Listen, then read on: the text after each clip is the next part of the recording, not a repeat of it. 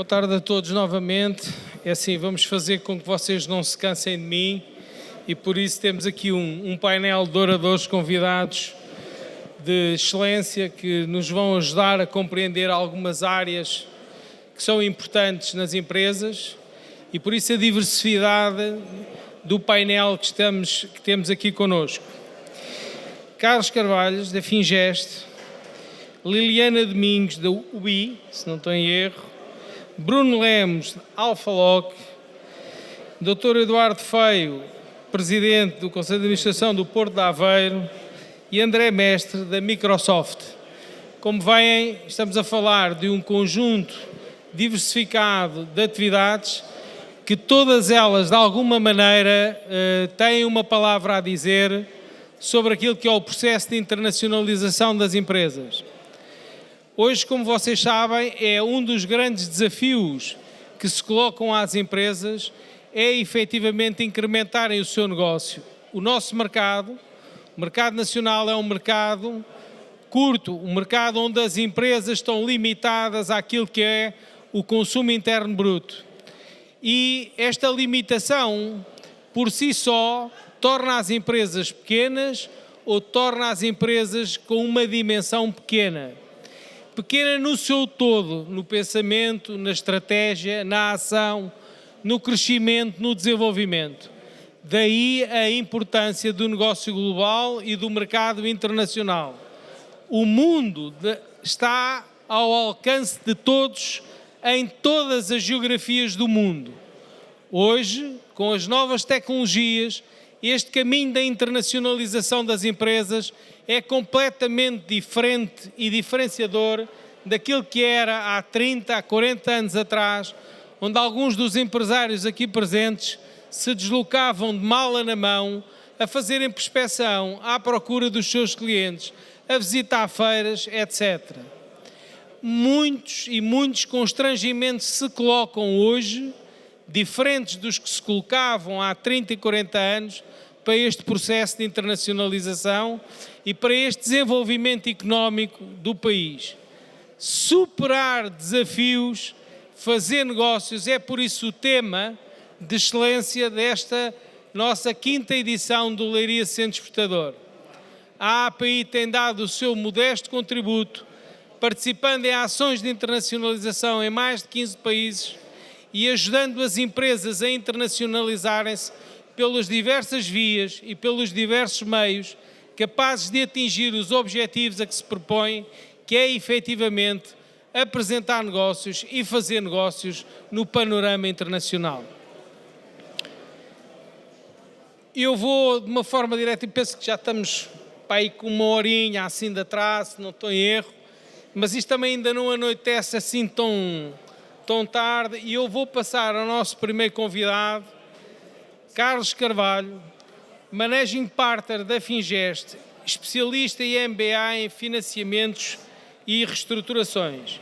Eu vou tentar andar aqui um bocadinho para a frente dos currículos, estas pessoas têm currículos vastos e, portanto, estávamos aqui a tarde toda só no currículo e eu vou passar às perguntas um bocadinho mais rapidamente. Licenciado em Gestão pela Universidade de Lusíada, com MBA na Universidade Católica. Atualmente, é Managing Partner da Fingeste, consultora especializada em Corporate Finance e Partner na MEAW Multi-Internacional de Investimentos, presentes em 39 países, assessorando várias operações de aberturas de capital, reestruturações, aquisições, com investimentos internacionais em PMEs portuguesas e responsável em Portugal pelos setores verticais da energia, logística, financiamento, soluções horizontais de reestruturações e certificado pelo IAPMEI em RER e capitalização ou venda urgente. Eu penso que é a pessoa capaz de nos ajudar nesta área da recapitalização que tantas empresas precisam. Obrigado. Eu tenho aqui algumas questões para depois abrirmos aqui isto de forma mais informal entre todos nós e depois também à plateia. Vamos tentar tornar isto o mais informal possível. E a minha primeira questão é, Um projeto de internacionalização numa empresa é, sem dúvida, uma estratégia de gestão, ou deve ser um ato de gestão e não um ato ocasional, onde deverá existir uma interligação dos várias áreas de ligação da empresa. Na área financeira, que mecanismos podemos contar da Fingeste para apoiar as empresas a encontrar soluções financeiras de suporte aos projetos de internacionalização? Carlos Carvalho. Ora, em primeiro lugar, muito obrigado pela questão e pelo convite para estar aqui presente. Dizer o seguinte: o processo de internacionalização das empresas, hoje em dia, parte dele está muito facilitado pelo ângulo digital que pode ser usado para trilhar esse caminho, mas é necessariamente um processo lento, com riscos e consumidor de capital.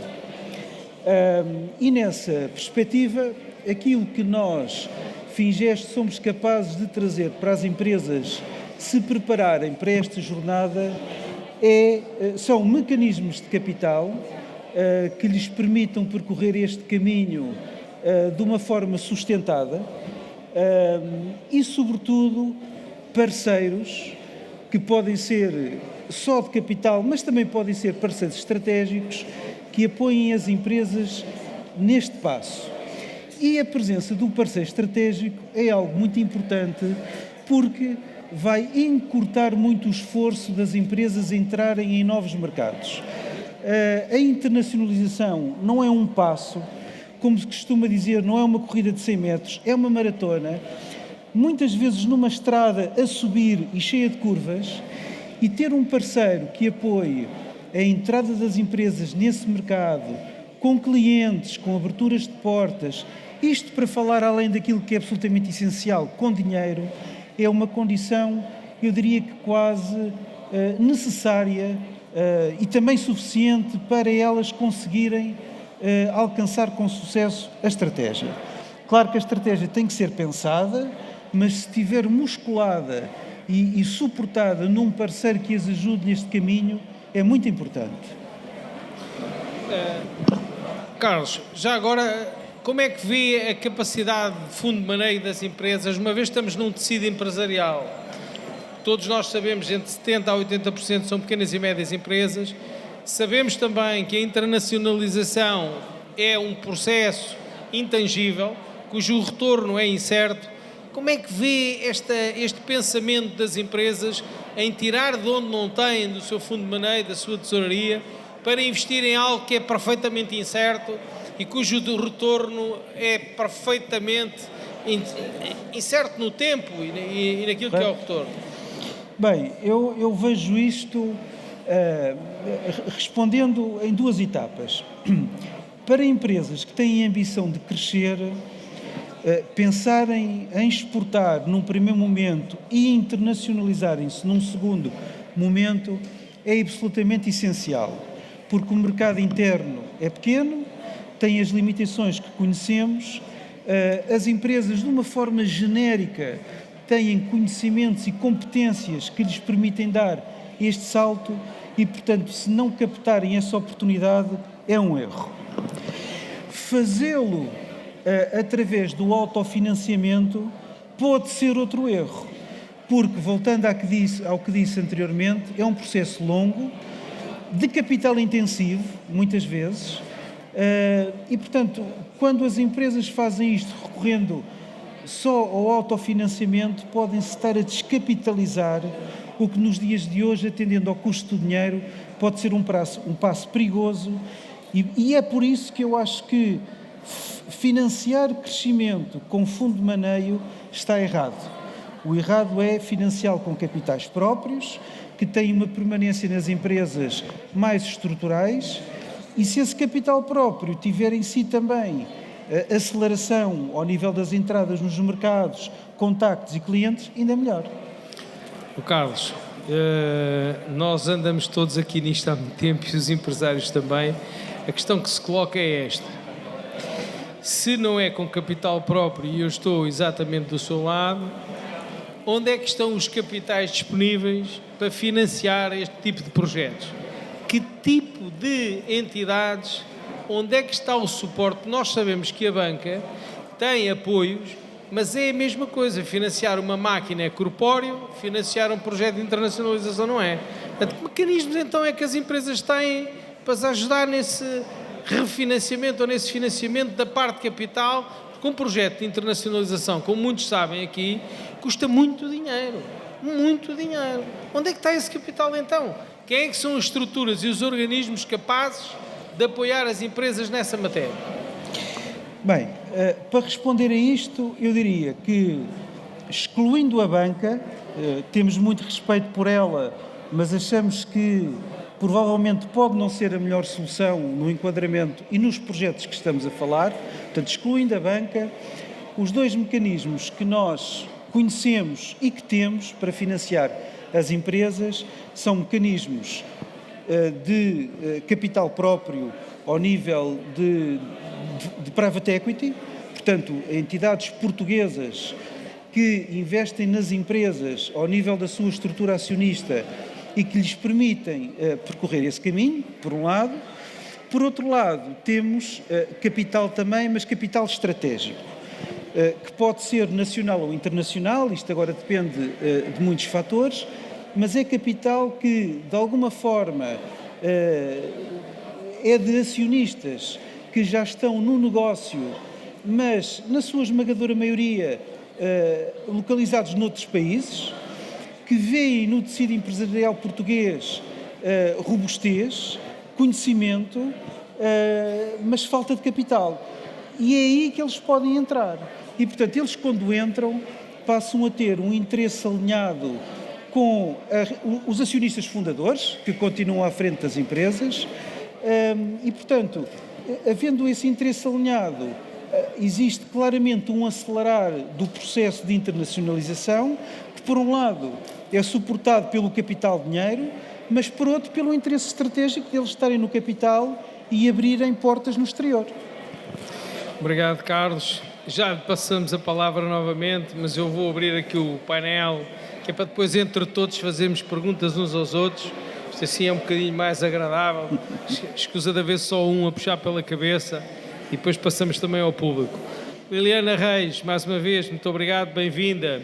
Professora universitária na UBI, Universidade Lusófona, e comentadora. É presença assídua em vários órgãos de comunicação social, como comentadora de política internacional. É licenciada em Relações Internacionais pela Universidade do Minho, mestre em Ciências de Política e Relações Internacionais pela Universidade Católica e doutorada em Ciência Política e Relações Internacionais pela Universidade do Minho. É professora na Universidade da Beira Interior e da Universidade Lusófona, onde exerce o cargo de direção na licenciatura em Ciências de Política e Relações Internacionais. É também investigadora integrada no Instituto Português de Relações Internacionais e a sua investigação tem incluído, sobretudo, sobre a União Europeia e Segurança e Defesa, que lhe valeu a menção honrosa do Prémio Medeiros Ferreira. Tem publicado, sobretudo, estas temáticas, quer a nível nacional, quer a nível internacional. E agora aqui vai. O esforço da internacionalização das empresas é grande. Como é que vê o papel do Estado e de todos os intervenientes, como a AICEP, nestes processos? O que é que nós estamos a contribuir? O que é que falta? Muito obrigada. Agradeço a todos o convite que me foi feito para eu estar aqui. É um prazer para mim estar em Leiria. Devo dizer que quando me endereçaram este convite, eu pensei, mas porquê convidarem uma professora de Relações Internacionais mais virada até para questões geopolíticas e estratégicas do que propriamente para a área do comércio internacional e da negociação internacional? Porquê é que me escolheram? Mas depois pensei, bem, eu há muito tempo que dou negociação internacional política externa e diplomacia. Nós E estudamos isto tudo. Exatamente. E depois pensei, ok, vou tentar dar o meu contributo naquilo que é a superação dos bloqueios. Relativamente ao papel do Estado em Portugal, aliás, e há pouco o José Gomes Ferreira apontou várias tensões dilemáticas que nós enfrentamos, quer enquanto sociedade, quer também as pequenas e médias empresas relativamente ao nosso Estado. Mas, como nós temos que falar hoje, sobretudo, na superação dos bloqueios, um dos bloqueios é exatamente o Estado. Pelo menos é uma das leituras que eu tenho tido ao longo dos tempos, nomeadamente como professora do ensino público e do ensino privado. O Estado, muitas das vezes, é um perpetuador de bloqueios na exata medida em que cria burocracia atrás de burocracia atrás de burocracia. E isso, muitas das vezes, leva a que pequenos e médios empresários se afastem até do concurso a alguns projetos. E dou um exemplo. Eu também sou deputada municipal e intermunicipal na Câmara Municipal do Fundão e na Comunidade Intermunicipal Beiras e Serra da Estrela. E posso partilhar convosco essa experiência mais pessoal, que é, ao nível quer da universidade, quer da autarquia, aquilo que nós temos observado, e nomeadamente com o European Union Next Generation, mais conhecido como o PRR, nós ainda não executámos, aliás, como temos vindo a observar, a execução do PRR em Portugal está muito baixa e é provável que não chegue a 50% da sua execução. Grande parte, aliás, das verbas pretendia a interconexão com o ensino superior, com o poder público, local e nacional, e nomeadamente supranacional, os vários níveis, os vários patamares de governança e também as empresas. Ora, aquilo que nós temos vindo a observar permanentemente é que nas universidades não conseguimos chegar às empresas. No poder local não se chega às universidades muitas vezes e às empresas, mas muitas das empresas, como têm capitais muito reduzidos, aliás, o nosso empresariado é sobretudo constituído por pequenas e médias empresas, nem sequer têm dinheiro para fazer feiras internacionais. E é muito difícil, para além de fazerem as feiras internacionais, também conseguirem ter acesso e know-how, expertise, para o concurso aos fundos europeus, por exemplo, e falo de uma parte que me é muito, muito querida. Posso partilhar convosco que no quadro da Câmara Municipal do Fundão, o que é que nós criámos já há algum tempo? Foi o Clube de Produtores. Como os nossos agricultores eram todos pequenos e médios agricultores, a autarquia, em conjunto com a universidade e em conjunto com os pequenos agricultores, criou este clube de produtores. Nós temos feito as feiras internacionais em que a Câmara Municipal do Fundão leva e tem um conjunto de funcionários, já técnicos superiores, especializados só na internacionalização e na exportação, e o que eles têm feito é sobretudo abrir caminho e levam a cereja. Por exemplo, cereja do Fundão, e levam 20 produtores atrás. Ora, nós só conseguimos maximizar aquilo que é, efetivamente, as nossas capacidades se houver um conjunto de atores públicos, privados, do ensino, sem ser do ensino, ou seja, se houver aqui um conjunto de agentes que atuem no mesmo sentido, com vista, na verdade, àquilo que é mitigar as ameaças e afastar os riscos. E, sobretudo, tentar maximizar os 5.000 euros que temos disponíveis. A questão é esta, é que muitas das vezes os dilemas que enfrentamos prendem-se em grande medida com os capitais disponíveis de cada empresa, que são muito reduzidos. Aquilo que eu sugiro sempre, e aqui o Instituto Politécnico de Leiria é porventura um dos melhores institutos politécnicos do nosso país, é que haja efetivamente, aliás, e que criem estas sinergias com as instituições de ensino superior nas mais diversas áreas, não apenas na área das relações internacionais. Eu dava o meu exemplo porque, naturalmente, que as candidaturas às Nações Unidas, por exemplo, o Fundão hoje é também Cidade Amiga das Crianças, é uma candidatura à Unicef, as candidaturas à União Europeia, muitas das vezes necessitam também de alguns colegas que até possam estar no ensino superior e estejam mais habituados a essas candidaturas e à gestão das próprias candidaturas.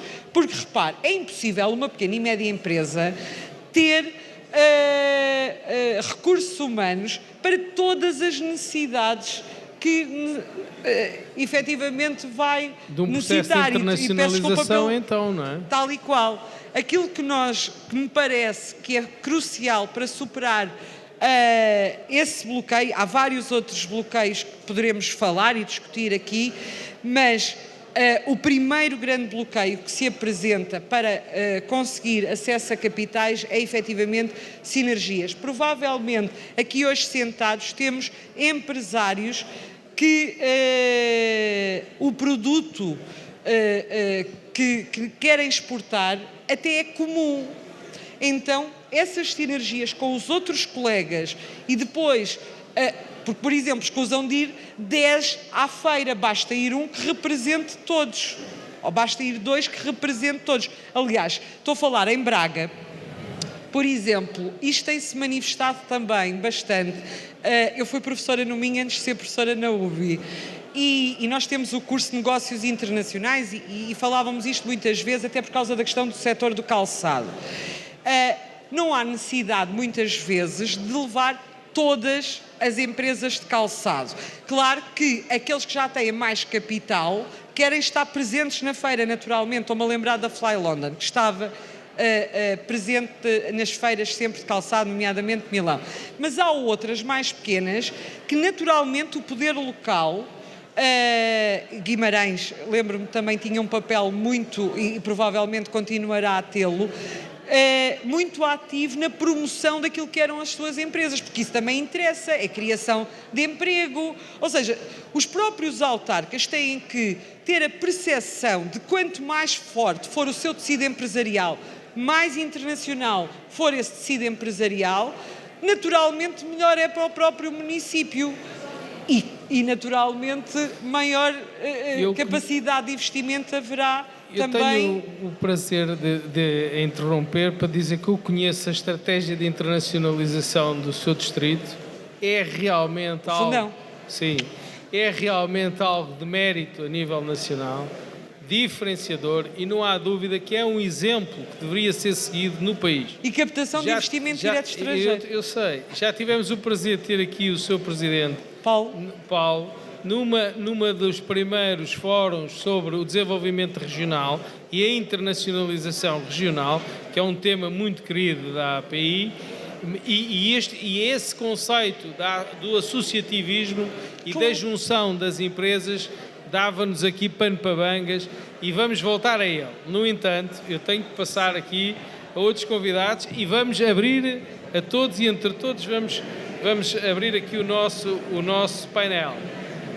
Bruno Lemos, diretor de marketing da Alfaloc, já nos conhecemos há algum tempo, há 13 anos no grupo, iniciou-se como consultor comercial e é hoje diretor de marketing de uma marca consolidada com 5 delegações em Portugal, que eu também conheço e que também tenho acompanhado e que realmente respeito muito o vosso trajeto, nomeadamente a nível nacional e a nível internacional. Parabéns. É um dos exemplos. Uma em Espanha, em Portugal, e uma em Espanha. Licenciada em Marketing e Comércio Internacional pelo ISLA, pós-graduada em Gestão pelo Valor e mais recentemente em Marketing Digital pela IPAM, foi mestre na STG em Marketing Relacional, para além de outras tantas especializações em Gestão para jovens empreendedores e Marketing Estratégico pela Católica Business School. Depois de um longo percurso como docente, formador e consultor, hoje está mais focado na sua atividade de formação base. Assume-se como um profissional de marketing estratégico, apesar de dominar uma das áreas mais relevantes do marketing atual, o marketing digital. Quando convidámos o Bruno para partilhar a experiência da Alfaloc no Leiria Centro Exportador, o Bruno disse-nos que a Alfaloc procura eliminar uma das barreiras do atletismo. O que significa isto, Bruno? Estamos a falar de internacionalização? Vamos falar de atletismo? Conte-me lá. Podemos começar por aí. Não sei se está a ouvir, se calhar não está ligado. Não sei se não teremos que lhe dar um de mão. Falta-nos aqui o monitor, não, já me passaram o sinal que se ouve. Muito obrigado a todos, obrigado pela vossa presença e pela disponibilidade em nos ouvir aqui este bocadinho. Obrigado à AIP e ao seu presidente Paulo Lopes pelo convite e ao pai da criança que nos trouxe aqui já desde a 5ª edição. Sim, ou seja, nós recebemos o convite em maio, portanto, este é um evento bem planeado. Portanto, recebemos o convite em maio e na altura tínhamos acabado de patrocinar e de apoiar o atletismo, uma prova nacional que aconteceu aqui bem perto de nós, aqui na Marinha Grande, mas que trouxe aqui alguns atletas de renome nacional e até internacional, alguns atletas olímpicos de estrangeiros que vieram cá fazer provas connosco. E na altura, quando nos lançaram o desafio de superar estas barreiras e estas dificuldades que as empresas tinham, eu lembrei-me imediatamente daquilo que é uma das provas mais importantes do atletismo, que é o 100 metros barreiras, em que nós podíamos fazer aqui um bocadinho o paralelismo, ou seja, muito provavelmente nós conseguimos identificar um conjunto de limitações ou de dificuldades para a internacionalização em cada uma dessas barreiras. Então fui pesquisar um bocadinho isso, a ver se se encaixava, a ver se enquadrava, e efetivamente há aqui algumas curiosidades que me ajudaram a refletir também para aquilo que podia ser a nossa experiência, para todos vós que estão aqui hoje a ouvir-nos e tentar passar aqui algum do nosso conhecimento. O 100 metros barreiras, não sei se têm essa noção, é uma prova que tem 10 barreiras, mas curiosamente até tem alguma diferenciação entre atletas masculinos e entre atletas femininos. Portanto, para os masculinos é de 110 metros barreiras e para os femininos é apenas 100 metros barreiras. Mas um dos dados curiosos é que o recorde mundial dos 100 metros barreiras batido já em 2009 é abaixo dos 10 segundos, portanto uma marca impressionante. Quando olhamos para a prova 100 barreiras, 100 barreiras abaixo dos 10 segundos, quando olhamos para a prova com barreiras, estamos a ver uma prova que ultrapassa os 10 segundos e vai ali aos 12 segundos. 2 segundos não é nada, é um pormenor, é um bocadinho aquela ideia de é um danoninho. Mas às vezes é o que faz a diferença. E o que é certo é que esses 2 segundos são 20% do resultado que o Usain Bolt atingiu em 2009. Portanto, aqui um bocadinho em resposta e em desafio àquilo que nos colocaram para nós podermos partilhar hoje, é tentar, de alguma forma, identificar muitas das barreiras que certamente alguns de vós já encontraram ou estão a encontrar ou provavelmente vão ainda encontrar, mas há uma delas que eu identifiquei aqui como a 10ª barreira, que é a barreira da logística e da distribuição, que pode não ser uma barreira. Aliás, o meu colega começou a sua apresentação, e bem, a dizer que o parceiro estratégico é fundamental em várias áreas. E aqui na área dos transportes e da logística, parece-me a mim, até porque estamos aqui numa região muito forte do ponto de vista da exportação, mas também com alguma tradição na área da importação, em que a escolha de um parceiro como a Alfaloc pode ser muito interessante para podermos ajudar-vos e a tirar pelo menos uma dor de cabeça, que é esta questão de como é que eu vou fazer chegar a minha mercadoria à Europa ou ou a países bem mais longínquos, como a China ou a América do Sul. Portanto, como é que eu vou fazer isso? E nós aqui, aliás, temos ali a minha colega Ana Salgueiro e o Vítor, que estão ali naquele stand, portanto, poderão também dar alguma ajuda mais pormenorizada em relação a cada um dos setores. Mas, fundamentalmente, foi isso que nos fez lembrar-me aqui deste desafio e deste tema. Obrigado. Bruno, diga-me lá uma coisa, esta barreira está, eu não parecendo, mas fiz atletismo quando era novo, mas eu era pequenino, mas esta barreira parece muito baixinha para aquilo que é o normal nas barreiras que as empresas têm no processo de internacionalização. Qual é a altura desta barreira para os processos de internacionalização e os desafios das empresas? É deste tamanho, não? Não, essa barreira é uma barreira de treinos e é uma barreira infantil. Portanto, estamos a falar de barreiras de mais de 1 metro de altura para os masculinos e menos de 1 metro, mas quase 1 metro para os femininos. Assim como também na internacionalização, a nossa área, na área dos transportes, também temos barreiras bastante difíceis e principalmente quando estamos a falar Bruno, de países... é que isto desculpa interromper, mas isto até parece simples, não é? Essa parece simples, é. Mas a verdade é que as barreiras geralmente estão a esta altura, é essa altura, não é isso mesmo, estamos a falar de 1 metro. Explique-nos lá um bocadinho sobre isso. Ou seja, olhando para... Quer parecer simples, mas não é. É isso mesmo, ou seja, muitos de nós, e nós temos muitas empresas que chegam até nós a pedir ajuda para começar a exportar e para começar a fazer algum negócio fora das nossas portas, e a primeira ideia é sempre muito simplista da coisa, portanto é só fazer um envio, não custa nada. O problema é que país a país, então se falarmos em países fora da União Europeia, mas mesmo dentro da União Europeia há muitas especificidades que trazem alguma complexidade do ponto de vista dos transportes. Mas se nós falarmos do ponto de vista externo, aliás, há pouco estávamos ali em conversação dos perigos que são hoje e dos riscos destas questões geopolíticas, portanto, e das guerras que nós vamos assistindo, mas não só, de outro tipo de limitações de alfândegas, limitações quase regionais, dentro de alguns países, se nós imaginarmos o Brasil, estamos a falar de zonas onde num sítio é possível, num aeroporto é possível pôr lá algum tipo de mercadoria, no outro ao lado já não é possível. Isto é conhecimento que é muito difícil uma empresa que está focada nos moldes, ou nos plásticos, ou no setor alimentar, ou no calçado, ter este conhecimento todo. Portanto, há de ter outros conhecimentos, há de saber muito bem como é que se faz um par de sapatos, como falámos, mas dificilmente sabe como é que coloca esse par de sapatos de uma forma segura, rápida, nestes países. E aquilo que nós fazemos é, ao longo destes 28 anos, estamos a falar de uma empresa que, apesar de ter nascido aqui mesmo ao nosso lado, na Marinha Grande, já está espalhada por alguns pontos do país e por Espanha, como falámos há pouco, mas são 28 anos de conhecimento de muitos setores. Portanto, e por isso é que me parece que para quem quer exportar, efetivamente, isto parece uma barreira simples, portanto é só chegar a mercadoria lá, põe aquilo no avião, ou põe aquilo no carro, ou no caminhão, ou seja onde for, e a mercadoria há de lá chegar. Nem sempre é assim, há muitas dificuldades e aquilo que nós nos propomos é dar este apoio, dar esta ajuda e retirar pelo menos esta limitação dos desafios que cada um de vós tem. Obrigado, Bruno. Eu agora convidava a organização a mudar aqui a barreira e trazer um contentor ou então um navio, porque é um bocadinho disto, de certeza absoluta vamos falar agora, para introduzir aqui, não sei se temos previsto então um contentor para aqui, para a gente perceber o que é que estamos a falar. Não sei se a organização me está a ouvir, mas isto com tanta gente estão entretidos. Veio uma barreira, mas não veio um contentor. Muito bem. Então, mas vamos criar aqui essa ilusão para falarmos um bocadinho da realidade. E vamos apresentar aqui o Dr. Eduardo Feio, vogal da direção da Associação de Portos de Portugal, do Porto de Aveiro. Eduardo Feio, eu vou-lhe pedir muita desculpa, mas eu realmente vou sintetizar aqui um bocadinho o seu currículo. Vou começar e depois vou acabar aqui pela parte final e pelo meio é a sua competência que lhe é reconhecida pelos cargos que tem. Mas vamos lá. Eduardo Feio ocupa desde 2022 o cargo de Presidente do Conselho de Administração do Porto de Aveiro, do Porto da Figueira da Foz.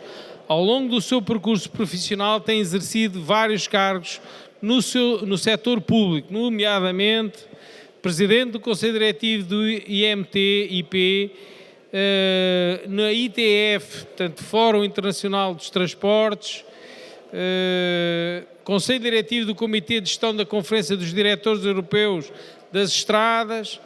De 2008 a 2010 foi responsável pela estrutura de missão para as lojas do cidadão, muito bem, sim senhor, de segunda geração.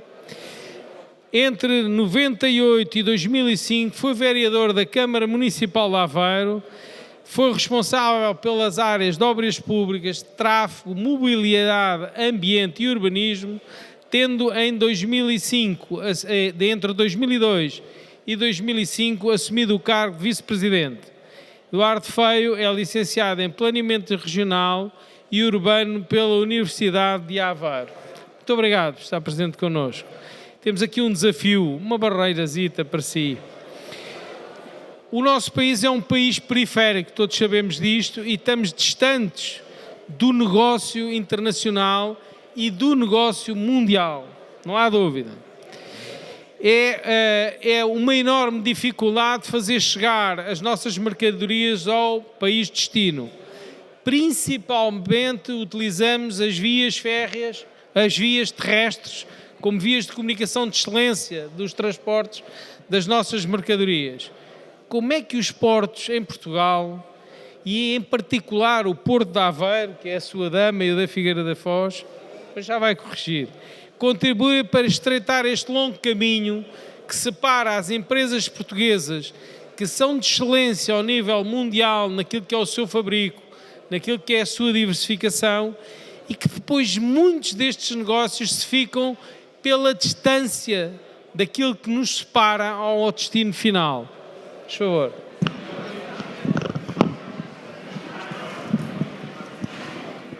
Boa tarde. Antes de mais, agradecer muito o convite da API para estar aqui presente, cumprimentar todos que estão aqui connosco nesta mesa redonda e dar nota que realmente os portos pretendem não ser barreiras. Muitas vezes, às vezes são, quando há uma greve acabam por ser uma barreira, quando há alguns problemas na alfândega também podem ser uma barreira, mas os portos têm uma função fundamental no comércio internacional. 90% do comércio mundial é feito através da via marítima, são transportes marítimos. Em Portugal, nós hoje em dia já temos cerca de 80 mil toneladas que são movimentadas nos portos em Portugal. Como foi dito, eu sou presidente do Conselho de Administração do Porto da Figueira da Foz e do Porto de Aveiro, que são os portos da região centro que servem essencialmente a esta região, e aqui o Interland Leiria. Leiria é uma área, obviamente, já muito exportadora, pretende seguramente ser mais.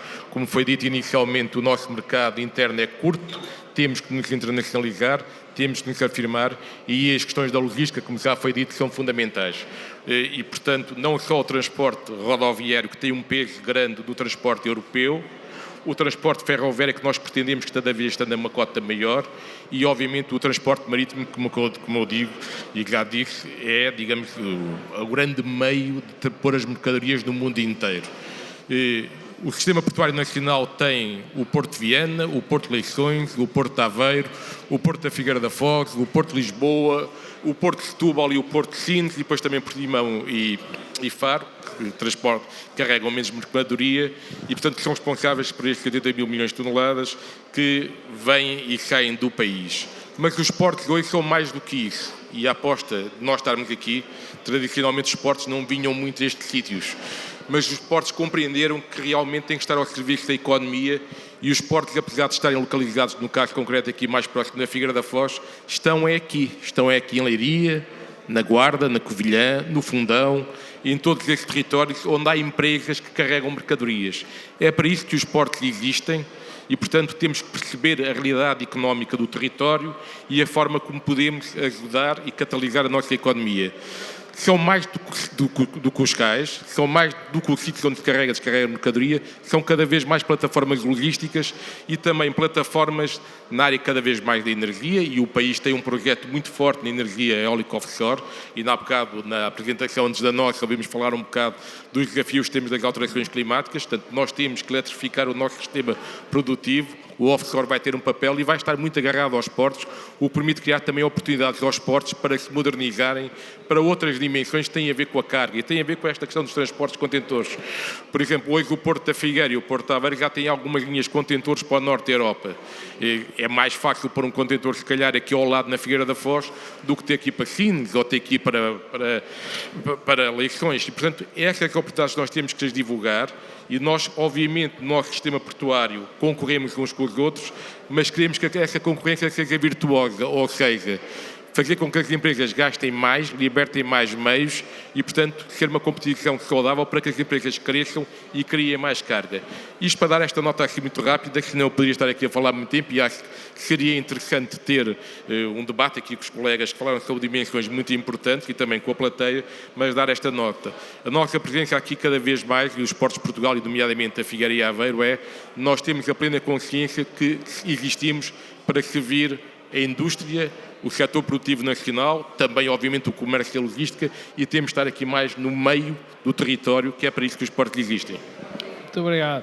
Mas eu não deixo de insistir numa ideia que eu tive aqui há uns anos, e tenho aqui a oportunidade de lhe perguntar, numa determinada área, uma coisa que eu já perguntei a um responsável do IAPMEI, que é a seguinte: não fazia sentido, e ali o Sr. da Alfa falou que também há de com certeza ter aqui uma opinião sobre isto, não faria sentido que os portos de Portugal, e se calhar até fazem, se calhar até já acontece, e a pergunta é direta, em se associar a outros portos no sentido de uma plataforma logística, centros de recolha, porque o que me fala é, temos que estar junto das empresas para atrair efetivamente a mercadoria, não há dúvida, que é daqui que vai o movimento dos portos, mas e no destino? Não faria sentido Portugal ter relações estreitas com várias áreas de logística de distribuição que muitos países têm, quer terrestres, quer até portuárias?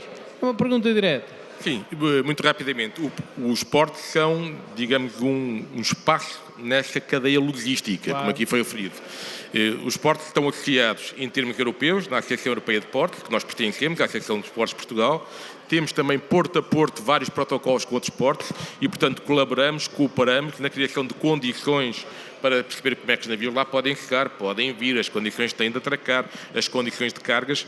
Temos também entre nós uma janela única logística, está a avançar para uma janela europeia logística, no sentido também de facilitar todas as questões do papel associado ao Porto, que é fundamental, onde está o CEF, que agora vai ser a GNR, onde está obviamente a Alfândega, onde está um conjunto de parceiros, de forma a tirar o papel da adequação, simplificar, e provavelmente muitos de vocês já utilizaram através dos vossos transitários, ou dos vossos agentes de navegação e dos outros atores do ecossistema portuário que permitem carregar e descarregar estas cargas. Portanto, isso existe a um determinado nível. Agora, como está a falar, é de haver uma associação entre as associações logísticas, que é uma dimensão superior ao Porto, que permitam ter essa integração. Há um projeto europeu, que é a Single Window, portanto, uma janela única logística, de maneira que no quadro europeu também esta transmissão de dados e de informação, e depois também com a FTI, por causa da faturação, possa vir a ser mais facilitada nos próximos tempos. Isso será seguramente um contributo. E é isso que eu lhe posso dizer. Portanto, é obviamente que é uma preocupação de todos, como é que podemos facilitar a vida a quem carrega e descarrega nos portos, ou quem faz circular as mercadorias, mas depois também é muito importante que as empresas e as associações, nomeadamente setoriais, tenham conhecimento das capacidades do transporte marítimo, muito associado cada vez mais ao transporte ferroviário.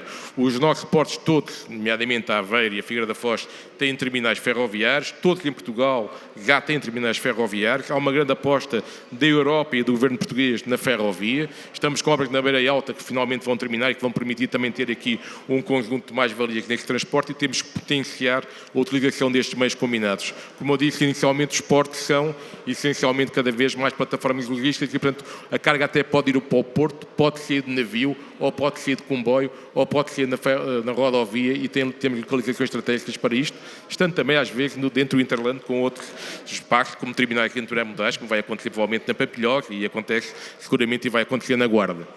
Muito obrigado.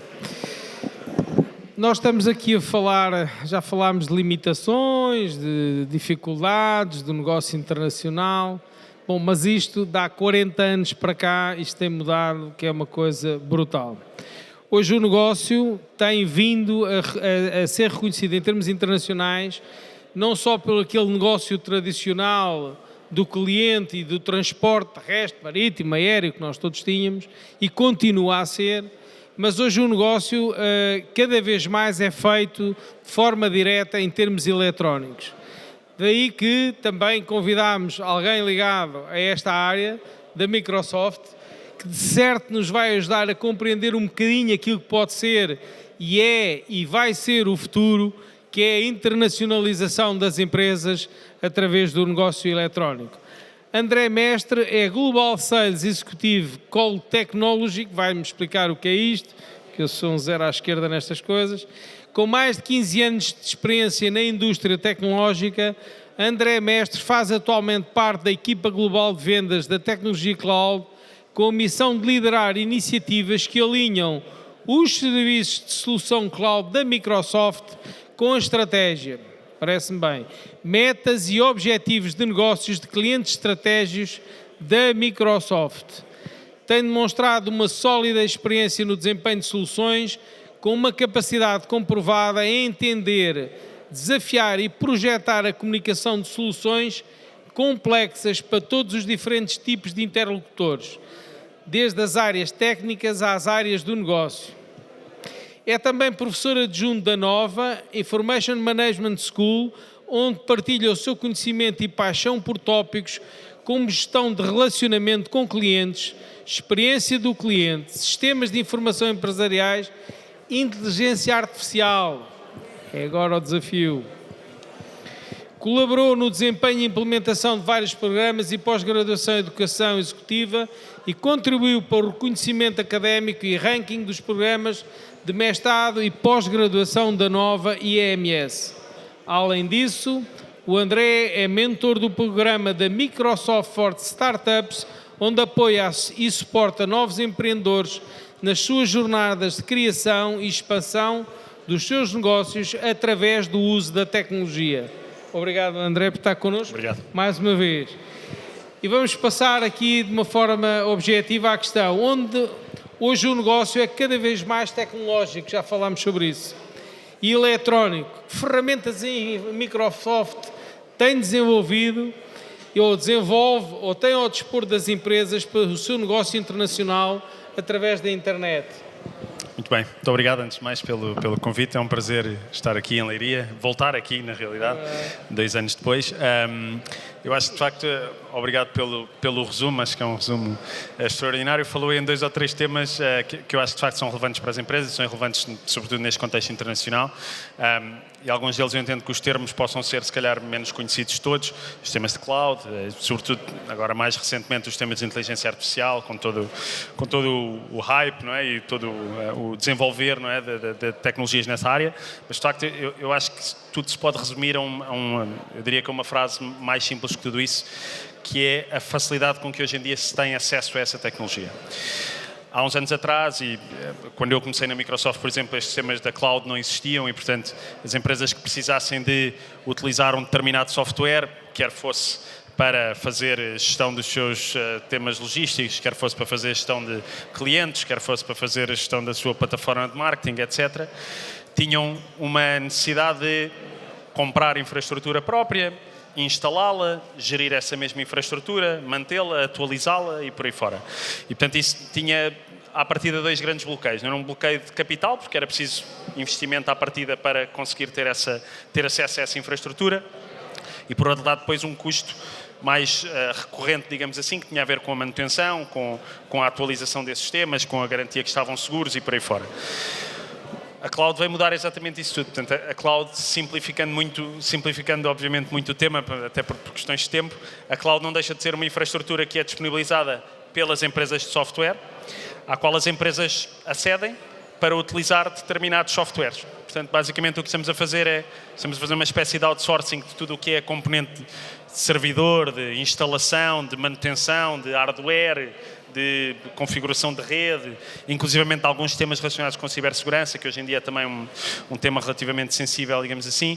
Estamos basicamente a fazer esse outsourcing e a permitir a que as empresas acedam ao software sem ter que gerir essa componente toda relacionada com a infraestrutura e por aí fora. Portanto, eu acho que isso, do ponto de vista de internacionalização, pode ser também bastante relevante, porque eventualmente há uns anos atrás havia países que naturalmente pela capacidade que tinham de investimento, mas também pelo avanço que se calhar tinham relativamente a outros em áreas como, por exemplo, a educação e a preparação das pessoas para estes temas mais tecnológicos, tinham naturalmente uma vantagem grande, não é? Que era a vantagem de conseguir aceder a algum tipo de tecnologia de uma forma mais rápida e mais fácil.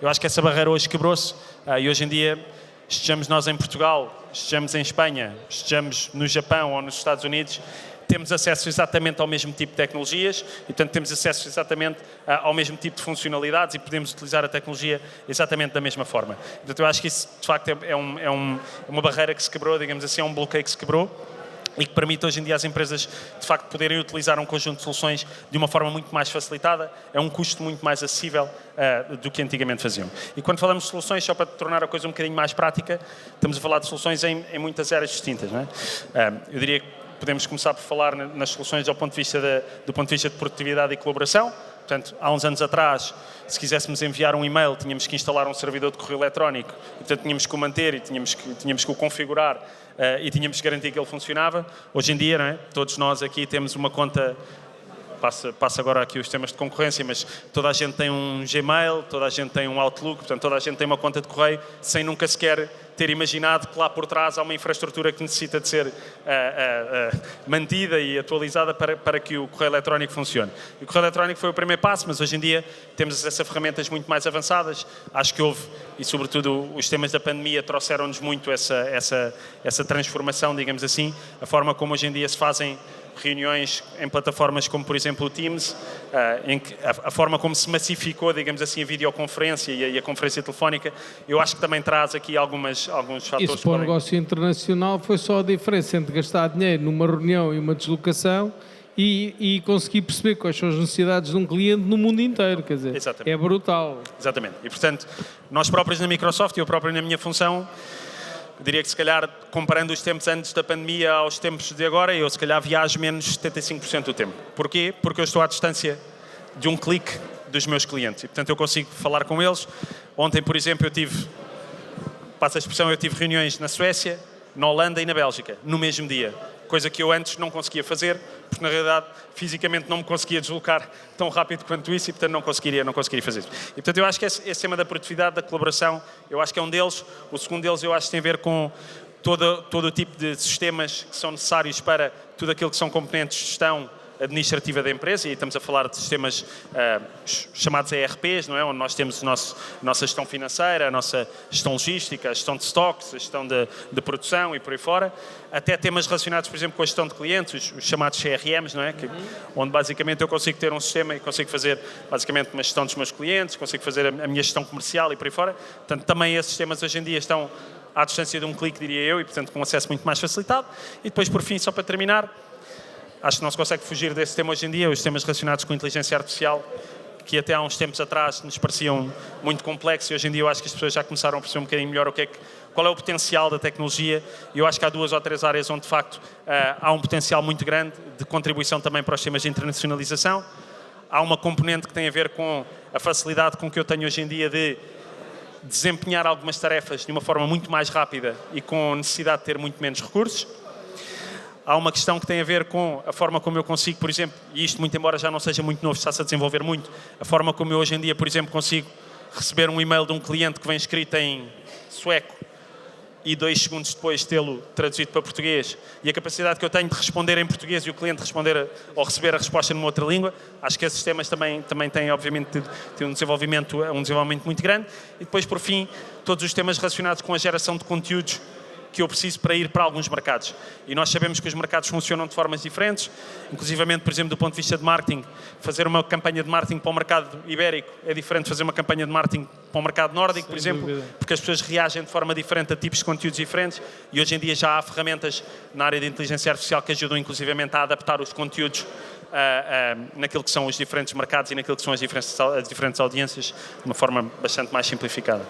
Eu tenho mais perguntas para si, mas vamos continuar aqui vamos lá. Que é para ver se a gente abre isto também aqui ao público.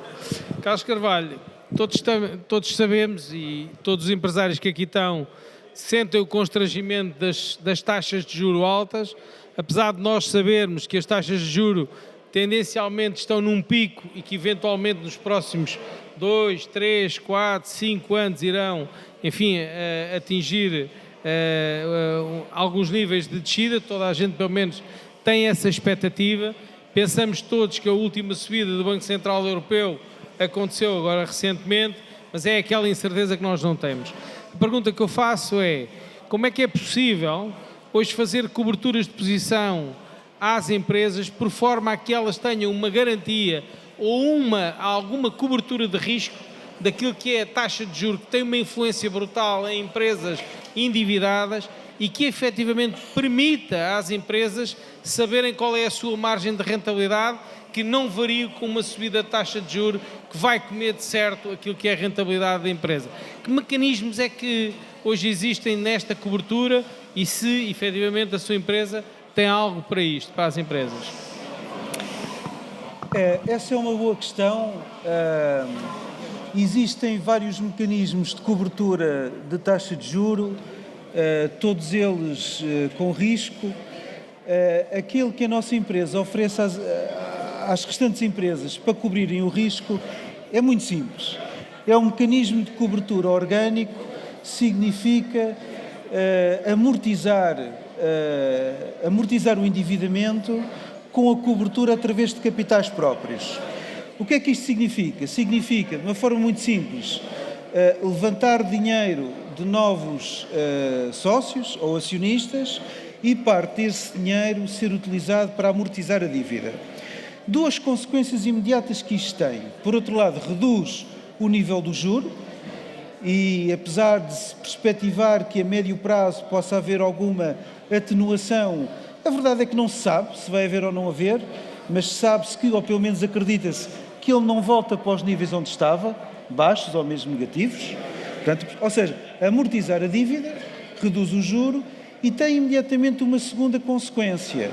Ao amortizar a dívida, está a aumentar o valor das empresas. E isto é um efeito matemático.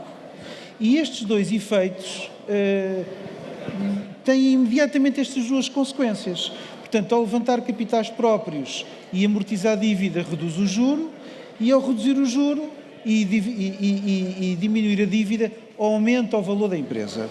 E isto acho que responde à pergunta. Muito obrigado. Liliana, ainda há bocado levantou aqui um bocadinho a questão da cooperação, do associativismo, da relação entre as empresas. Adorei, a empresa maior vai e representa as outras. Mas diga-me uma coisa, eu sei que isto é possível no seu distrito, eu conheço, e é excelente, é um exemplo. Mas porquê que isto não acontece em geral no país? Nós somos realmente um país tão pequeno, de empresas tão pequenas, mas a pergunta direta é esta: porquê que isto não acontece noutras regiões? Porquê que nós, ao contrário dos nossos irmãos aqui ao lado, que são protecionistas, bairristas, associativos, corporativos, porquê que nós não seguimos o exemplo da sua região? Não consigo responder porque não tenho conhecimento relativamente às outras regiões, mas aquilo que eu posso antecipar, porque é que isto não acontece noutras regiões, é provavelmente também por uma questão de protecionismo. Eu há pouco lá fora, aliás, nós falávamos todos sobre os desafios que provavelmente não apenas as empresas, mas todos os Estados se depararão nos próximos anos. O BCE hoje já não subiu as taxas de juros, hoje teve o Conselho Europeu reunido e o Banco Central Europeu, e não houve, ou seja, pela primeira vez em 8 reuniões não subiu as taxas de juros, há estabilidade. Mas nós não sabemos, nós estamos num ambiente de incerteza do ponto de vista internacional muito, muito grande. E quando isso acontece, normalmente quando nós temos momentos em que a percepção da ameaça é maior, nós tendemos, do ponto de vista político, até a votar em partidos políticos mais securitários. E isto é estudado por nós, pela ciência política. Mas também acontece o mesmo nas empresas, ou seja, não são apenas efeitos que se manifestam ao nível da política, mas também se manifestam ao nível da economia. É muito provável que o ambiente, o friendly, chamemos-lhe assim, friendly environment, que se manifestou ali na zona da Cova da Beira, sobretudo no Fundão, mas também na Covilhã e em Belmonte, tenha sido muito proporcionado por aquilo que era, por um lado, a constatação do seu isolamento, mas também, às vezes, quando nós temos... Há pouco ouvi aqui dizer que nós somos um país periférico. Na verdade, Lisboa é a capital mais próxima de Washington, dos Estados Unidos. Na verdade, somos um país periférico, mas talvez isso nos afaste de algum conjunto de ameaças, nomeadamente a ameaça a leste que vivemos agora e a ameaça no Médio Oriente que também vivemos. A periferia está muito mais naquilo que é... olha, e eu acho que isso é, porventura, arriscar-me a dizer, um dos principais bloqueios. é a aversão ao risco e aquilo que nós podemos percepcionar como uma ameaça pode efetivamente tornar-se uma oportunidade. Eu sei que um primeiro-ministro em Portugal já disse isso e foi muito, aliás, foi efetivamente muito condenado por ter dito que havia oportunidades que poderiam surgir das nossas adversidades. Mas o que é certo é que no nosso contexto claramente adverso, repara, eu hoje demorei quase 3 horas para chegar a Leiria. Primeiro porque estava muito mau tempo e eu cheguei a pensar, bem, eu não vou conseguir lá chegar. Mas cheguei cá e... Faltava-lhe um comboio. Exatamente, mas vim de carro e depois não consegui estacionar o carro. E na verdade é aquilo que eu costumo dizer muitas vezes, se nós conseguirmos percepcionar quais é que são as oportunidades que temos por vivermos ou por estarmos localizados em determinadas regiões, eu não acho nada, e devo-lhe dizer, eu não acho nada que Portugal seja um país periférico. Com a saída do Reino Unido da União Europeia, nós somos hoje o principal interlocutor entre o Reino Unido, os Estados Unidos e Bruxelas. Porquê? Porque temos uma relação privilegiada histórica de muitos anos com o Reino Unido e temos uma comunidade muito significativa nos Estados Unidos, nomeadamente em Newark. Do ponto de vista da lusofonia, nós temos acordos preferenciais com o Brasil e se não conseguirmos, eu há pouco dizia aqui ao meu colega quando falava do Brasil, se nós não conseguirmos entrar no Brasil com alguns produtos, entramos pelo Chile, entramos por outros países. O que é importante é que saibamos quais é que são as tarifas e as barreiras que existem relativamente a determinado produto naquele país. Por exemplo, o vinho é muito mais barato entrar pelo Chile do que entrar diretamente para o Brasil. Até isto porque também se estuda. o Brasil, de norte a sul, tem várias taxas. Tem várias taxas, tal portanto, e é muito qual. difícil acertar, não é? Exatamente. E normalmente os mais protecionistas são o Rio Grande do Sul e São Paulo, os de baixo.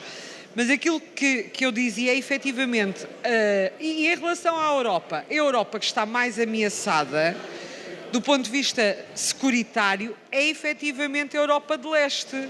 Então, e até do ponto de vista energético, há pouco o orador que nos precedeu também falava da questão da energia. O grau de dependência a mercados hostis na Europa de Leste é muito pior do que nós.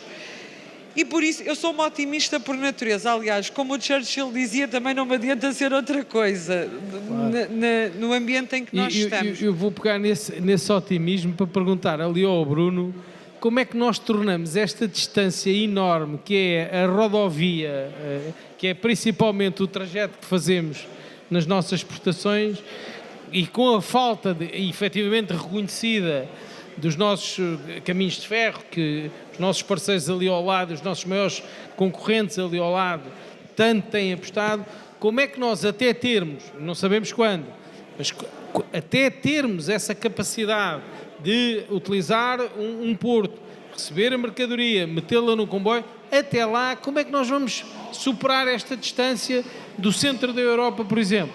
Bruno, o que é que a Alfa-Loc tem previsto para isto? O que é que as empresas do setor têm? Porque todos os dias os nossos caminhões andam na rua nesta Europa, é bonito ver, por um lado, arrepia cada vez que nós fazemos quilómetros, mas a verdade é que há muitas empresas, nomeadamente do Distrito de Leiria, que têm muitas dificuldades em internacionalizar-se, em exportarem, porque realmente a distância come a margem, quer dizer, não há volta a dar. Como é que nós podemos ultrapassar isto? Tem sido feito muita coisa, ou seja, certo, nos últimos anos nós, mesmo dentro da Alfa-Loc, mas no transporte muitas vezes categorizado como transporte expresso, transporte mais rápido, transporte de pequenas mercadorias, e quando estamos aqui a falar de pequenas mercadorias, isto é sempre relativo. Para o meu colega dos aeroportos, 1.200 quilos não é pequenas, é micros, né? Mas para nós pequenas, estamos a falar eventualmente até aos 1.000 e qualquer coisa quilos. Este tipo de mercadoria que muitas vezes não está na cadeia de valor, e há aqui uma questão importante, que é nós não trabalhamos muito com aquela mercadoria de grande volume que circula com alguma regularidade. Nós atuamos muito na fase dos projetos, atuamos na exceção, atuamos nos transportes que precisam de algum tipo de personalização, de algum tipo de adaptação ao transporte, e quase sempre muito ligado ao tempo de trânsito. Mas hoje, se nós retirarmos aqui estas distâncias mais longínquas de outros continentes, na Europa, que ainda continua a ser um dos destinos mais importantes, nós conseguimos pôr mercadoria das mais pequenas às maiores amanhã em praticamente toda a Europa. Então, ou seja, dentro da Europa esse problema acho que não se coloca, mesmo hoje, e a Alfa Log tem desenvolvido produtos bastante interessantes desse ponto de vista, mesmo hoje uma palete com 200 ou 300 quilos, nós hoje conseguimos-la pôr no dia seguinte na Alemanha, portanto, ou seja, à porta do nosso cliente. Portanto, eu diria que aí foi feito muita coisa aconteceu e o desenvolvimento é muito grande. E, efetivamente, quando estamos a falar da Ásia ou da África ou da América do Sul, principalmente, quer dizer, aí as coisas são diferentes, porque aí claramente os aeroportos, os portos têm um impacto muito grande e nós aí ainda temos muito para caminhar. Obrigado, Bruno. Estimado Eduardo Feio, tenho aqui uma pergunta ligeiramente assim mais constrangedora, talvez, mas creio que o meu amigo, com a experiência que tem, vai passar-lhe assim de uma forma muito interessante. Nós temos aqui connosco alguns empresários que em tempos tiveram grandes limitações na sua expedição de contentores e na sua recepção de contentores, nomeadamente por aquilo que nós muitas vezes ouvimos falar, que são algumas questões, vá lá, mais corporativas dos estivadores, etc. A pergunta que eu faço é: como é que um país com tantas limitações naquilo que é a internacionalização das suas empresas, na sua pequenez, como é que nós nos podemos dar ao luxo de ter situações destas que param, constrangem, limitam a própria atividade económica, já por si difícil? Como é que nós podemos nos dar ao luxo disto e como é que é possível contornar estas situações e o que é que temos previsto para que num futuro coisas destas não voltem a acontecer? Bem, só uma questão prévia relativamente à questão das cargas e ao transporte.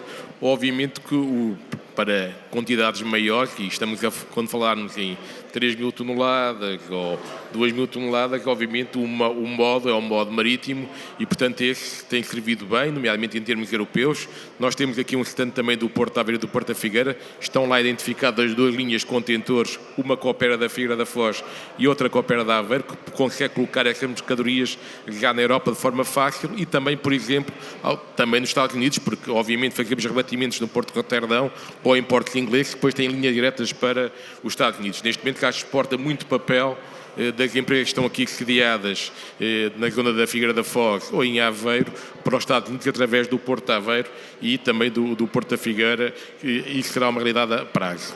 Há uma questão que nós não conseguimos ultrapassar, que é o direito à greve. Essa questão, vivemos numa democracia e, portanto, há direito à greve em todas as atividades e não será seguramente uma administração portuária que vai dizer que esse direito não existe. E, aliás, temos uma greve, neste momento, com uma breve convocatória de pilotos que pode vir a acontecer durante o mês que vem. Portanto, essa é uma realidade com que... tinha a ver com alguma coisa, não é? Pronto. Essa questão dos estivadores, obviamente, provavelmente já foi há mais anos, hoje o trabalho temporário está muito diferente, está melhor, não tem havido esse tipo de problemas e pensamos e queremos que não se tornem a repetir, que foram situações, digamos, mais permanentes e que tiveram peso significativo em alguns portos. Aliás, basta perceber que quando se perde uma linha de contentores, depois ela não volta no dia a seguir, não é? Estamos a falar, às vezes, em meses ou anos para retomar, coisa que está a acontecer, por exemplo, neste momento, no Porto de Lisboa, a retomar linhas que perdeu há 5, 6 anos atrás e a melhorar a capacidade competitiva do país. Portanto, o que as administrações têm feito é, obviamente, tentar articular com os sindicatos as questões. Há questões que são, às vezes, ultrapassáveis e a greve é, obviamente, um instrumento legítimo. O que não queremos é ter greves sucessivas em áreas-chave, como a área da estiva, que é fundamental que não aconteça. Mas os portos têm esta capacidade de permitir às empresas pôr a um preço muito mais baixo, quando há certeza quando é que cai pelas mercadorias, de forma também cada vez mais ambientalmente sustentável. Apesar de hoje fazermos grandes emissões, mas a emissão por tonelada, o modo mais sustentável é o marítimo, como é evidente, e queremos continuar a oferecer este tipo de serviço. Eu não sei se passei muito ao largo da sua pergunta, acho que tentei abordá-la. Excelente, certo, obrigado. André Mestre, eu da minha parte é a última questão que tenho para vocês, mas temos aqui umas partidas para vocês, para além da nossa plateia, que ainda terá questões. André Mestre, diga uma coisa, todos nós, a inteligência artificial, sem dúvida, é um tema de futuro, e nomeadamente no negócio internacional, e vai ser o meio perfeitamente facilitador do negócio. Já falámos aqui de uma forma um bocadinho ténue disso, mas há uma outra questão que limita muito o negócio, nomeadamente o negócio internacional por via da internet, que é a segurança dos meios de pagamento. E eu não tenho assim aqui que esteja a ver por acaso, mas de certo que estaremos aqui presentes muitas pessoas na plateia, ou algumas, que já foram atacadas, que já tiveram algumas fraudes, que já tiveram alguns desvios de pagamentos, todo o tipo de infrações que hoje são feitas também através deste mecanismo. Sim. A pergunta, e eu sei que nós mudamos o sistema de alarme, mas o ladrão e o bandido também se adequa. Sabemos disto tudo. Mas a verdade é, como é que é possível nós começarmos a criar meios, eu não direi de pagamento, mas de proteção a todo o sistema informático das empresas que permita uma maior segurança daquilo que é hoje, porque hoje todos nós abrimos um mail e até temos cuidado ao abrir, porque coisas até sérias e corretas, nós até já dizemos assim, bolas, isto aqui pode ser um vírus, ou pode ser um ladrão, ou pode ser um ataque, ou pode ser seja o que for. Eu penso que temos que fechar este nosso painel com esta ajuda às empresas daquilo que efetivamente elas devem fazer. Eu sei que isto é um tema que dava só para um dia inteiro, mas ajude-nos pelo menos a acalmar algumas destas pessoas que efetivamente todos os dias têm receio a abrir um mail, a fazer um pagamento através da internet. Ajude-nos um bocadinho. Eu acho que há 2 ou 3 dimensões desse problema. De facto é um problema e é um desafio cada vez maior, e estava a dizer ainda agora que bom, vamos chamar-lhes bandidos, não é? que eles se adaptam, eles mais do que adaptarem-se estão cada vez mais evoluídos. Eles são cada vez mais evoluídos, e aquilo que nós vemos é que a robustez e a inteligência por trás desses ataques hoje em dia é cada vez maior e está cada vez mais complexa de combater. Eu acho que há 2 temas. O primeiro deles, que é o primeiro por onde eu começo sempre, é um tema de educação. Eu não tenho os números de cabeça, mas uma grande maioria das situações que acontecem em que as pessoas fazem um pagamento a uma entidade que não deveria ser feita, ou veem o seu cartão de crédito clonado, ou o que quer que seja, grande maioria dessas situações vêm porque as pessoas não estão educadas ao ponto de conseguirem prevenir alguns desses temas. Falou aí em 2 ou 3 exemplos, que é, quando eu recebo um e-mail, tenho ali 2 ou 3 regras que eu tenho que seguir sempre. Ter cuidado com os links, ter cuidado com o remetente. Força, ajude-me. Pronto. Ajude. Eu acho que há 3 ou 4 regras que são básicas, não é? Ter cuidado com quem é o remetente, ter cuidado com a extensão dos anexos, ter cuidado com os links. Portanto, há 2 ou 3 regras que são básicas. Naturalmente, depois há outras questões um bocadinho mais avançadas que não têm só a ver com o e-mail, têm a ver também com a navegação online, com o garantirmos que estamos em páginas seguras, que os certificados são atualizados e por aí fora, mas aí se calhar estamos a falar de um nível um bocadinho mais avançado. Mas eu gosto de começar sempre por aqui. Eu acho que o primeiro tema é um tema de educação. E eu começo sempre por aqui porque, de facto, aquilo que nós vemos é que a grande maioria destas situações ocorrem porque ainda há um desconhecimento muito grande por parte dos utilizadores finais, que acabam por muitas vezes cair em algumas, passa a expressão, cair em algumas ratoeiras que hoje em dia já são um bocadinho básicas, não é? Que já temos de facto estar despertos para o tema, temos que estar educados para o tema, porque isso vai nos ajudar a evitar muitas situações. Força. Não, pronto. A segunda dimensão disto tem a ver com a forma como as empresas hoje em dia gerem os seus sistemas e os seus parques informáticos, digamos assim. E obviamente há temas que, não sendo novos, continuam a estar na ordem do dia, tem a ver com garantir que temos o sistema operativo do nosso computador atualizado, garantir que temos um antivírus instalado. Há 2 ou 3 coisas que parecem conversa de há 10 anos atrás, mas que hoje em dia continuam a ser tema e continuam a ser uma área onde temos ainda muito caminho que fazer. E, portanto, esse acho que é um deles. O segundo tem a ver com, hoje em dia, um dos benefícios da utilização destas tecnologias cloud que eu vos falava há pouco é que, de facto, nós, para além de estarmos a fazer outsourcing daquilo que é a infraestrutura, há também algumas componentes de segurança que estamos também nós próprios a fazer outsourcing. Há um exemplo muito simples para isto, que é o exemplo dos bancos. Antigamente as pessoas guardavam o dinheiro debaixo da almofada. Depois passaram a guardá-lo num cofre de um banco.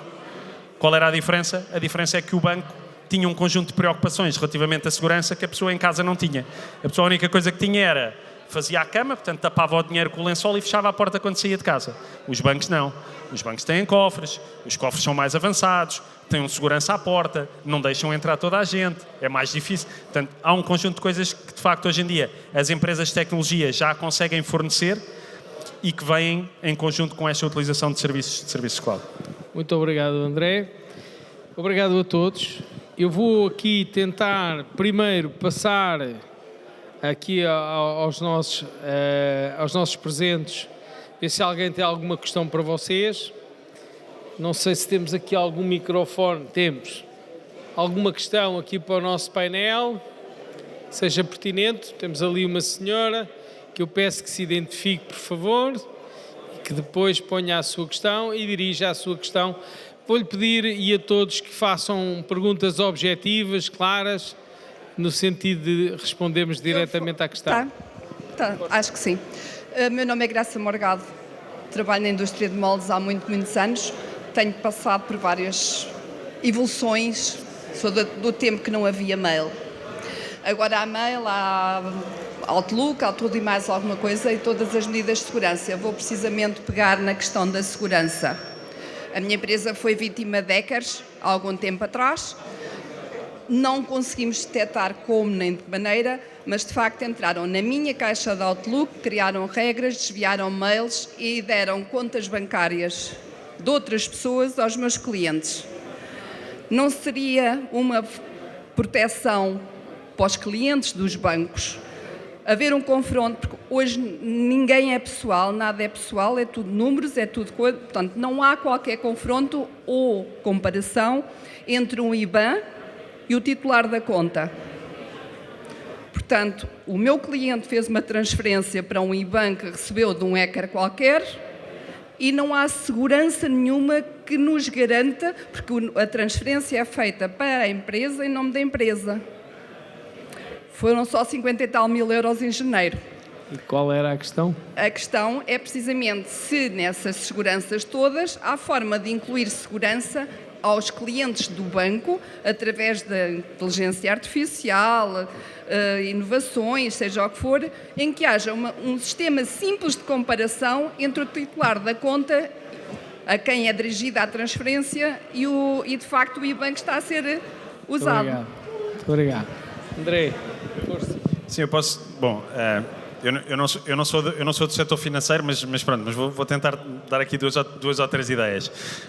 Se reparar, há sempre vários, na situação como a que retratou, como a que relatou agora, há muitos intervenientes, não é? Portanto, há o seu caso que tem uma caixa de correio que recebeu um e-mail, há um cliente seu que quer fazer uma transferência, há o banco, há a empresa de tecnologia que na realidade recebeu o e-mail e enviou para a sua caixa de correio. Portanto, há muitos intervenientes e o que isso quer dizer é que há muitos pontos de falha no sistema, sempre. Há uma outra coisa que eu acho que é importante sabermos todos e percebermos todos, que é esse tipo de ataques, como o que referiu agora, não são feitos de um dia para o outro. E o que nós vemos em ambientes até bem mais complexos é que isto são coisas que demoram, às vezes, meses. E normalmente acontece como? Acontece, a pessoa recebe um e-mail, carrega num link, parece que não aconteceu nada, não é? É redirecionado para uma página, mas aquilo parece que não aconteceu nada e o que é que nós tendemos a fazer? Ignoramos, não é? Pensamos, pronto, carreguei aqui num link, o link estava errado, não aconteceu nada. O que é que acontece normalmente? O que acontece normalmente é que este tipo de ataques propositadamente não são feitos, aquilo não é um assalto a uma loja, não é? Ou seja, eu entro lá dentro, pego nas coisas e vou-me embora, não. Estes ataques são feitos de outra forma. Eu entro lá dentro, eu consigo as suas credenciais do e-mail, a seguir eu vou...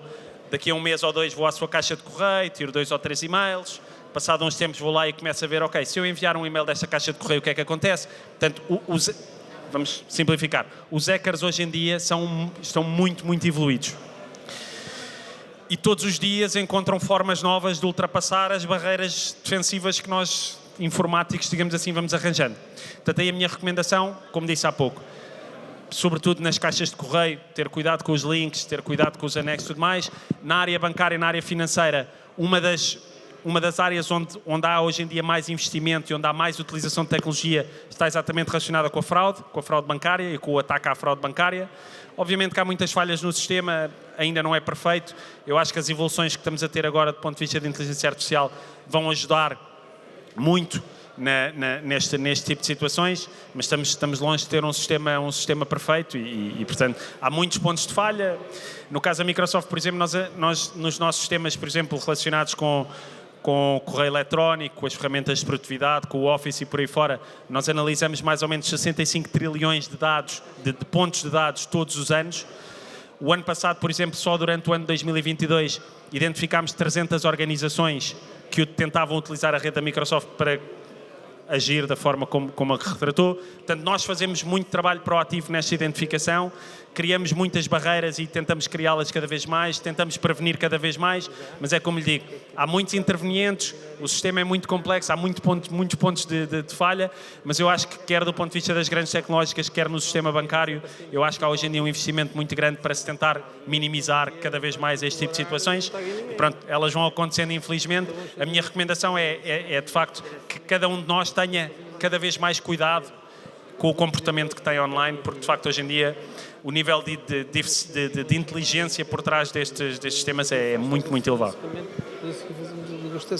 Pode ser? Estou. Desculpem lá. Mais alguma questão que queiram colocar ao nosso painel?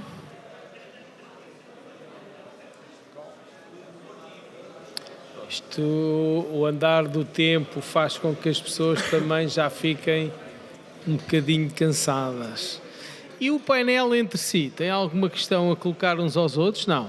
Isto é para a gente ser diferente, isto não tem que ser tudo igual. Força. Sim, alô. Não tenho uma curiosidade ali para partilhar ali com o meu colega ali da Microsoft, por causa destas questões da segurança. Nós temos a sorte de ser parceiros da Microsoft, já a fazer parceiros de duas perspectivas, como clientes e como fornecedores. Prestamos serviços de transporte também à Microsoft já há muitos anos. Eu recordo-me há cerca de 15 anos, nós achamos nós, pelo menos pelo testemunho que tínhamos lá dentro da Microsoft, a única aplicaçãozinha que não era da Microsoft era o nosso chamado Canguru, porque hoje que era para fazer cartas de porte, que estava instalado nos computadores da Microsoft e achávamos muito interessante essa experiência, que era uma coisa curiosa. Hoje é impensável esse tipo de coisas, mas era um dado curioso. Estamos a falar há 15 ou 20 anos talvez. Muito obrigado, Bruno.